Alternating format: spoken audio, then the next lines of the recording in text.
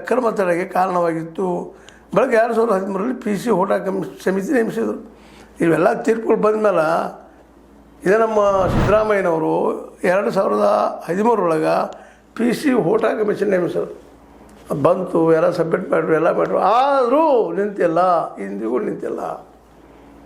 ಓಟ ಅವ್ರು ಮುಗಿದ್ರು. ಸಿದ್ದರಾಮಯ್ಯ ಯಾಕೆ ನಿಲ್ತಾ ಇಲ್ಲ? ಏನು ಕಾರಣ? ಯಾರ ಕಾರಣ? ನೀವು ಕಾರಣ, ನಿಮ್ಮ ಅಧ್ಯಕ್ಷರ ಕಾರಣ, ನಿಮ್ಮ ಸದಸ್ಯರ ಕಾರಣ, ಯಾರ ಕಾರಣ? ಇವತ್ತು ಜನರಿಗೆ ಹೇಳುವಂಥ ಕಾಲ ನಿಮಗೆ ಬಂದದ.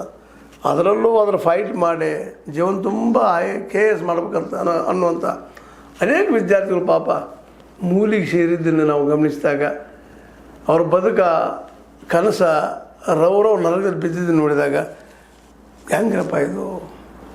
ಅದಕ್ಕಾಗಿ ಕೆಲವೊಮ್ಮೆ ಇಲ್ಲದ್ರೆ ಅಲ್ಲೊಂದಿಲ್ಲ ಎಲ್ಲೋ ಶಿಕ್ಷೆ ಆಗಿರ್ಬೋದು, ಆದರೆ ಇವ್ರು ಬಂದ್ ಮಾಡೋ ಶಿಕ್ಷೆ ಆಗಿಲ್ಲ. ಇಷ್ಟೆಲ್ಲ ಹೇಳಿದರು.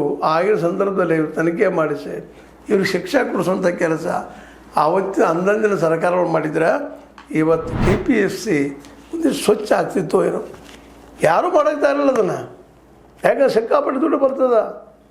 ಮತ್ತು ದುಡ್ಡಿದ್ದವ್ರ ಮಕ್ಕಳ ಭೂಮಿ ಇದ್ದವ್ರ ಮಕ್ಕಳು ಅವರೇ ಆಗುವಂಥದ್ದು KPSC ಅಧಿಕಾರಿಯೊಳಗೆ ಕೊಡ್ತಾರೆ. ಅಂತಂದ್ರೆ ದುಡ್ಡು ಮಾಡಕತ್ತಾರ, ಅವರು ದುಡ್ಡು ಎಬ್ಸಕ್ಕೆ ಶುರು ಮಾಡ್ತಾರೆ. ಭ್ರಷ್ಟಾಚಾರ ಏನಪ್ಪ ಅಂತಂದ್ರೆ ಯಾವ ರೀತಿ ಬೆಳೆದು ನಿಲ್ತದಪ್ಪ ಅಂತಂದ್ರೆ ನೀವು ಚೇಂಜ್ ಮಾಡ್ಲಿಕ್ಕೆ ಸಾಧ್ಯ ಇಲ್ಲ ಅನ್ನುವಾಗ ಸ್ವತಃ ನ್ಯಾಯಾಧೀಶರೆಲ್ಲ ಹೇಳೋದನ್ನು ನೋಡಿದಾಗ ಅದೇ ಕಾಲಕ್ಕೆ ಇದನ್ನೆಲ್ಲ ಸಹಜವಾಗಿ ವಿಚಾರ ಮಾಡಿದಾಗ ಇಲ್ಲೇ ಸಜ್ಜನರು, ಒಳ್ಳೆಯವರು, ಯೋಗ್ಯರು, ಮರ್ಯಾದಸ್ಥರು, ಸ್ವಲ್ಪ ಮರ್ಯಾದೆಯಿಂದ ಹರಿದ ಕಾಂತ ಮುಚ್ಕೊಳ್ಳೋರು ಇಲ್ಲಿ ಅಂಥವ್ರು ಇಲ್ಲ. ಅದು ಹೇಳಲಿಕ್ಕೆ ಆಗೋದಿಲ್ಲ. ಆ ಪ್ರಮಾಣದಲ್ಲಿದ್ದಾರೆ. ಅದಕ್ಕೆ ಮರ್ಯಾದಸ್ಥರನ್ನ, ಯೋಗ್ಯರನ್ನ, ಪ್ರಾಮಾಣಿಕರನ್ನ